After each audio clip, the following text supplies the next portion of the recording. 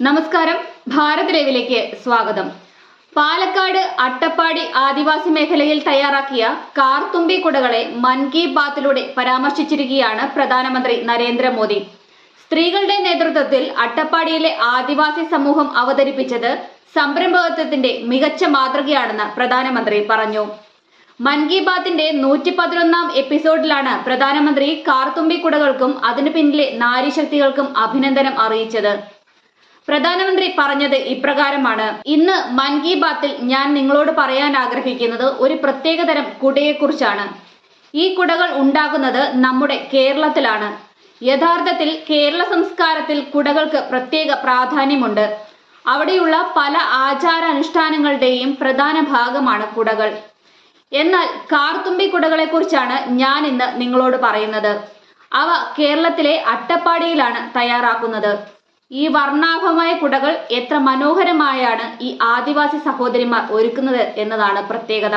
ഇന്ന് രാജ്യത്തുടനീളം ഈ കുടകളുടെ ആവശ്യം വർദ്ധിച്ചുകൊണ്ടിരിക്കുകയാണ്. ഓൺലൈൻ വഴിയും ഇവ വിൽക്കുന്നുണ്ട്. വട്ടലക്കി സഹകരണ അഗ്രികൾച്ചറൽ സൊസൈറ്റിയുടെ മേൽനോട്ടത്തിലാണ് ഇവ നിർമ്മിക്കുന്നത്. നമ്മുടെ സ്ത്രീ ശക്തികളാണ് ഈ സഹകരണ സംഘത്തെ നയിക്കുന്നതും. സ്ത്രീകളുടെ നേതൃത്വത്തിൽ അട്ടപ്പാടിയിലെ ആദിവാസി സമൂഹം സംരംഭകത്വത്തിന്റെ മികച്ച മാതൃകയാണ് അവതരിപ്പിച്ചിരിക്കുന്നത്. ഈ സൊസൈറ്റി ഒരു മുള കരകൗശല യൂണിറ്റും സ്ഥാപിച്ചിട്ടുണ്ട്. ഇപ്പോൾ റീറ്റെയിൽ ഔട്ട്ലെറ്റും പരമ്പരാഗത കഫേയും തുറക്കാനുള്ള ഒരുക്കത്തിലാണ് ഇക്കൂട്ടർ.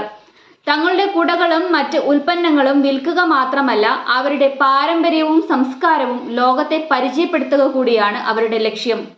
ഇന്ന് കേരളത്തിലെ ഒരു ചെറിയ ഗ്രാമത്തിൽ നിന്ന് ബഹുരാഷ്ട്ര കമ്പനികളിലേക്കുള്ള യാത്ര പൂർത്തിയാവുകയാണ് കാർത്തുമ്പി കുടകൾ. വോക്കൽ ഫോർ ലോക്കലിന് ഇത്രയും മികച്ച ഉദാഹരണം മറ്റെന്താണെന്ന് അദ്ദേഹം കൂട്ടിച്ചേർത്തു.